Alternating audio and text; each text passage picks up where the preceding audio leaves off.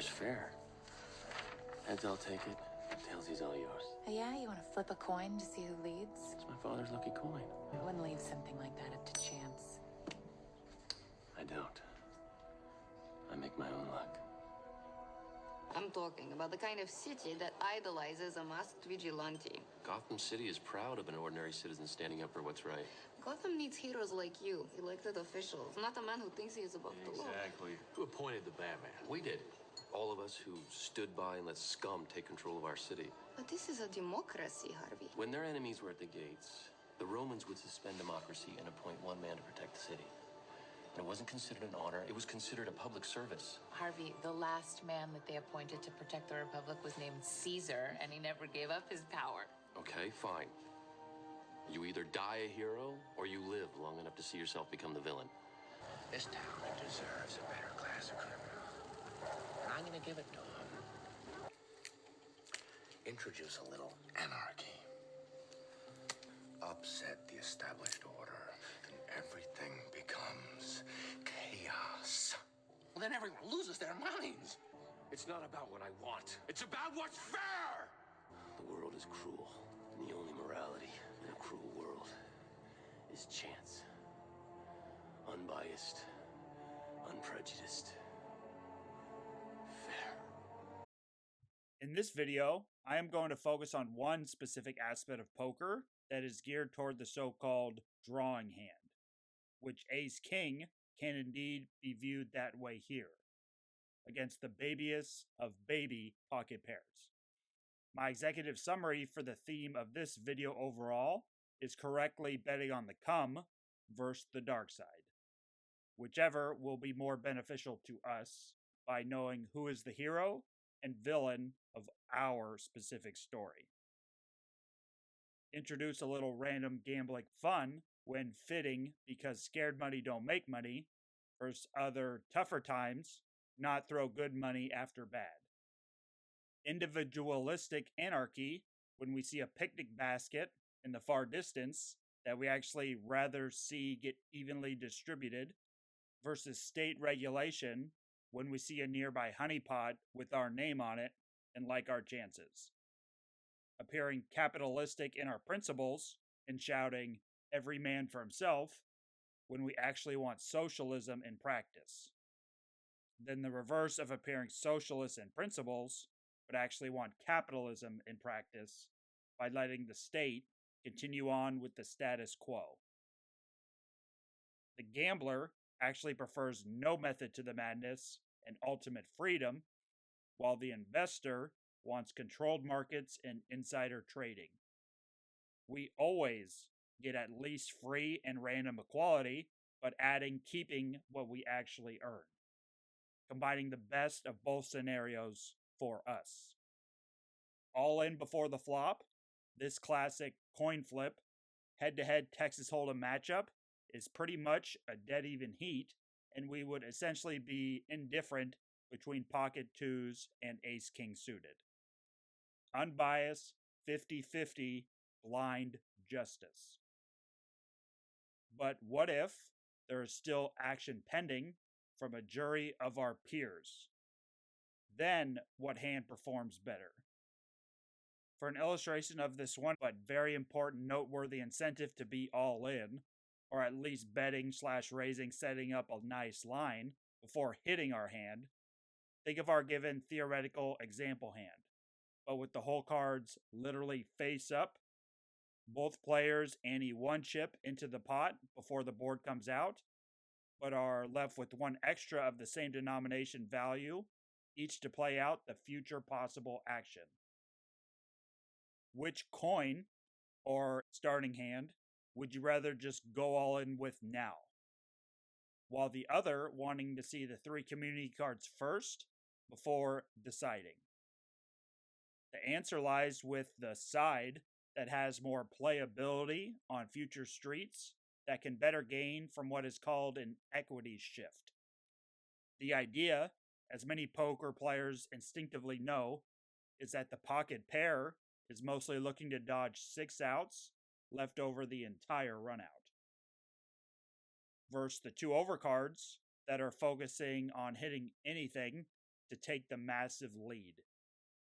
One trajectory here wants the flip to be caught and possibly flipped over on a hand, as is a common custom, like government intervention, while the other wants no security influence whatsoever, the coin to just hit the floor and fall wherever it may land.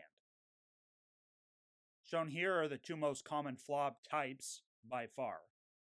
Looking at the sample equities of each hand and the price they would be getting if behind and facing a bet, the deuces would not get the correct price to continue drawing, versus the AK usually going to be committed to the pot no matter what comes.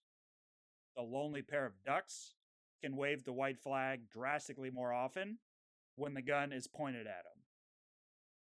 No gamble, no future, and leave it up to fate for liberty for all, but then insurance with the twos when we want justice for all.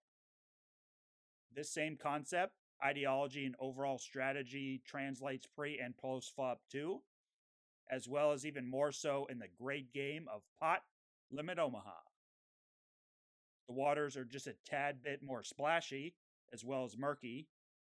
PLO can sometimes seem to just be a game of coin flips to the untrained eye, but my point gets magnified by the supreme power that draws can hold with the 2 extra cards for 6 possible starting hold'em hand combinations.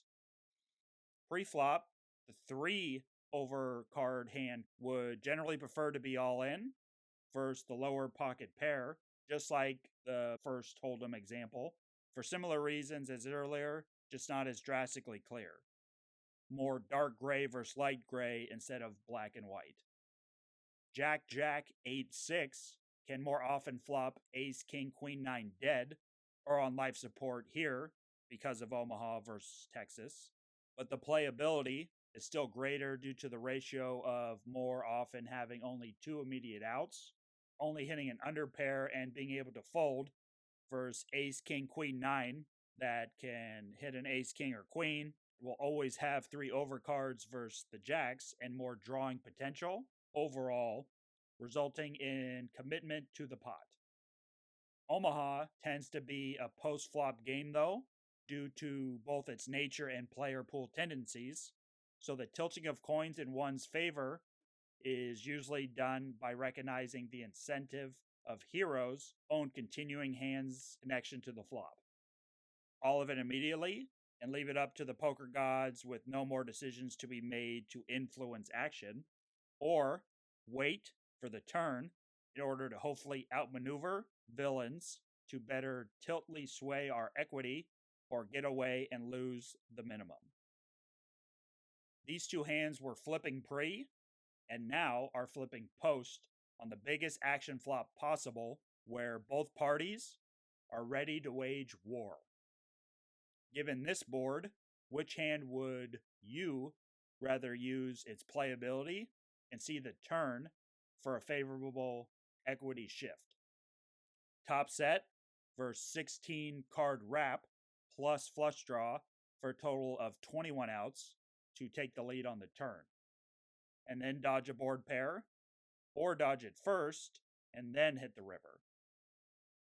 A hint I will give you is to assume most flopped hands are draws in pot limit. The game is typically of straights, flushes, and full houses. Nobody has a legit 5-card made hand yet. Bronze and silver as a team against gold and runner or brick for first off the podium. Meaning about half the deck hits the ace high no pair, all nut for dramatic effect, which will then need to fade the river pairing the board about a quarter of the time, and only 1 out of 6 clinches the boat race on the next card. Drawing dead would be nice to know. Flush and straight draws turn into just possible second place participation trophies, so that hand category class can better outmaneuver the 3 of a kind that we are just assuming is always committed to the pot, especially given incomplete information during real gameplay with cards from villains unknown to us. The pocket pair that hit top set wants to get the hand over with and leave it completely up to chance because it cannot outplay the other different type of hand that hit as well, just in a completely unique type of fashion. Power versus finesse. Shaq wants to throw it down at first available opportunity with the most dominant draw. Jack, 10, or deuce, backboard gets broken for a monster jam. Or rely on a creative distant backup plan. Kobe, with the more fundamental second, ace, flush, and fancy third wraparound, can choose to stall the possession with a triple threat position, either turning face up or back to the basket. 3 delayed actions will result as possibilities on the turn, more EV for the Kobe archetype draw. First is bricks, that usually make for a photo finish as a neutral type of card 50-50, unless it is poisoned some of the straight outs on the river, giving the edge to the set, plus flush draw backup plan. The second is straight or flush card. Ace, King, Queen, 9-8, or 7 through 3 of spades, being approximately a 3-1 favorite usually, unless, again, the backdoor flush hits with a straight card, and the jacks then picks up 2 draws, being only a slight underdog. Ace, King, Queen, 9 double suited is able to comfortably get away 17% of the time. Just because you flopped one of the dynamic duos of the great game doesn't mean it is just time to go with it and flip for stacks. Know when to use your hand's playability on future streets, even more so in position with no fold equity. More complicated example coming up next, but also more commonly played, as it is just 2 good hands going at it and not fantastic. Anarchical chance, or personal self-divine determination.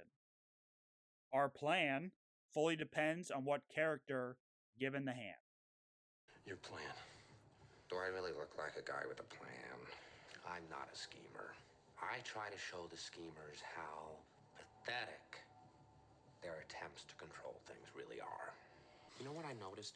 Nobody panics when things go according to plan. Even if the plan is horrifying, because it's all part of the plan. Police, of course, are taking every possible precaution and urging everyone not to take matters into their own hands. I just did what I do best. I took your little plan and I turned it on itself. You live. You die. Now we're talking. 50-50. An overpair plus flush draw versus dry 2 pair is actually the most popular coin flipping game version of the great game of Pot Limit Omaha. Take a look and pause the video now if you want some time to think about the same question I have been asking. The back of the book says, the flush draw wants to maximize chaos, an ace, a club, or sneaky counterfeiting deuce, 13 cards instead of 4, extra ridges added to our coin to better deliver pot distribution justice like a vigilante. From the memes to the Dark Knight clips and all the analytical reasoning in between, this has been a full Joker poker statistician production. When it comes to YouTube content creation, it is basically just a creative outlet for me to shout out to the clouds, not for really any material or financial gain.